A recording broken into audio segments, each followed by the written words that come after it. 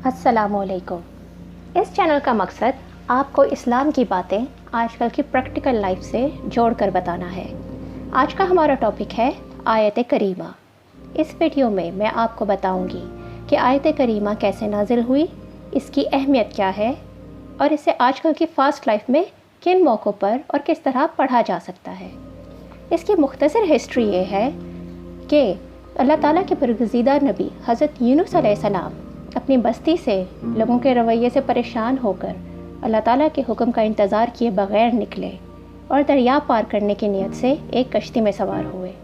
تو دریا میں طوفان آ گیا۔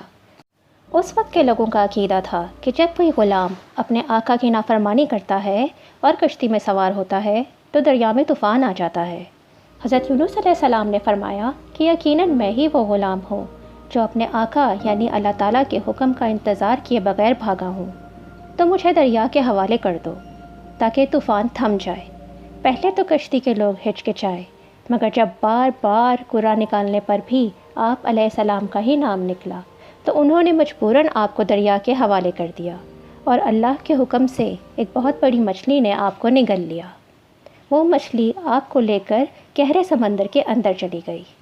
آپ 40 دن مچھلی کے پیٹ میں رہے اور اپنی غلطی پر دل میں بہت پشیمان ہوئے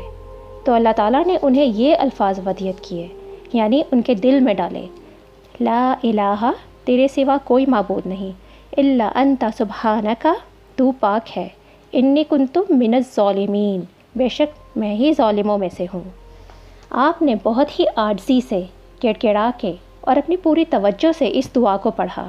کچھ روایات میں ہے کہ آپ نے اتنی عاجزی سے اس دعا کو پڑھا کہ مچھلی کے ارد گرد موجود باقی کے سمندری مخلوق اور مچھلیاں بھی یہ دعا پڑھنے لگیں اور آپ علیہ السلام کے لیے دعا کرنے لگیں۔ اللہ تعالیٰ نے آپ کی دعا قبول فرمائی اور 40 دن بعد اس مچھلی نے اللہ کے حکم سے آپ کو کنارے پر اگل دیا۔ اس طرح یہ آیت قرآن پاک کا حصہ بنی اور اب کروڑوں مسلمان اپنی پریشانی میں اس دعا کا ورد کرتے ہیں۔ یہ آیت سورہ الانبیاء کی 87 آیت ہے۔ اس کے بعد اللہ تعالیٰ فرماتے ہیں کہ ہم نے اپنے بندے کی دعا سن لی اور اسے اس غم سے نجات دے دی، اسی طرح ہم مومنوں کو بچا لیا کرتے ہیں۔ تو اگر ہم بھی یہ دعا اتنی ہی عاجزی کے ساتھ کریں تو یقیناً اللہ تعالیٰ ہماری دعا بھی قبول فرمائے گا۔ نبی کریم صلی اللہ علیہ وآلہ وسلم کا فرمان ہے کہ جو بھی 3 بار اپنی دعا میں یہ آیت شامل کر لے اس کی دعا انشاءاللہ اللہ ضرور قبول فرمائیں گے۔ ویسے تو اس دعا کے بہت سے فوائد ہیں،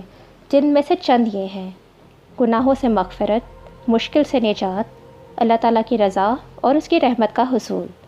اب یہ سوال آتا ہے کہ ہم یہ دعا آج کل کی زندگی میں کس طرح اور کن موقعوں پر پڑھ سکتے ہیں؟ ویسے تو آیت کریمہ ہر دعا میں شامل کرنی چاہیے، مگر خاص طور پر جب ہم کسی ایسی مشکل میں ہوں جس سے نکلنے کا کوئی راستہ موجود نہ ہو، جیسے حضرت یونس علیہ السلام کے پاس مچھلی کے پیٹ سے نکلنے کا کوئی راستہ موجود نہیں تھا، یا جب آپ کو لگے کہ میرے پاس کوئی امید موجود نہیں ہے اپنی مشکل سے باہر آنے کی، جیسے حضرت یونس علیہ السلام خود سے کتنی ہی کوشش کر لیتے مگر وہ اپنی کوشش کے بلبوتے پر اللہ تعالیٰ کو پکارے بغیر اس مشکل سے باہر نہیں نکل سکتے تھے، یا جب آپ کو لگے کہ آپ کسی ایسے اندھیرے میں ہیں جہاں روشنی کی کوئی کرن موجود نہیں، بالکل اسی طرح جیسے حضرت یونس علیہ السلام بہت اندھیرے میں تھے، یعنی مچھلی کے سٹمک کا اندھیرا، اس کے اوپر اس کی باڈی کا اندھیرا اور اس کے اوپر گہرے سمندر کے اندر موجود اندھیرا، 3 اندھیروں کی تہیں موجود تھیں، تو اس وقت آپ بھی حضرت یونس علیہ السلام کی طرح پورے خلوص سے، عاجزی سے اور اپنے پورے دھیان سے اللہ تعالیٰ سے دعا کر سکتے ہیں، تو انشاءاللہ اللہ تعالیٰ بھی آپ کی مشکل ضرور دور فرمائے گا۔ اب یہ دعا کسی ریئل مشکل یا آزمائش سے نکلنے کی ہے، اپنی بے جا خواہشات کے حصول کی نہیں۔ مثلاً آپ کے پاس ایک چھوٹی گاڑی موجود ہے اور آپ بڑی گاڑی لینا چاہتے ہیں اور آپ آیت کریمہ کا ورد کر کے اپنی خواہش حاصل کرنا چاہتے ہیں، یا آپ کے پاس اپنی بہن یا بیٹی کے لیے ایک مناسب رشتہ موجود ہے، مگر آپ کہیں کہ میں آیت کریمہ کی محفل کرواتی ہوں اور دعا کروں گی کہ مجھے باہر کا رشتہ مل جائے یا بہت ہی امیر و کبیر انسان سے شادی ہو جائے، تو یہ ہماری خواہشات کی تکمیل ہے۔ اس سلسلے میں آپ کی دعا قبول ہوگی یا نہیں، یہ اللہ تعالیٰ کی مرضی پر ڈیپینڈ کرتا ہے، کیونکہ وہ بہتر جانتا ہے اور بہتر کرنے والا ہے۔ اللہ تعالیٰ قرآن پاک میں اس بارے میں فرماتے ہیں، ہو سکتا ہے ایک چیز تمہیں بھلی لگے مگر وہ تمہارے لیے بری ہو، اور ایک چیز تمہیں بری لگے مگر وہ تمہارے لیے بھلی ہو، اور بے شک اللہ جانتا ہے تم نہیں جانتے۔ اس لیے جب بھی ہم کسی بہت مشکل یا پریشانی کا شکار ہوں تو ہمیں پوری لگن اور یقین کے ساتھ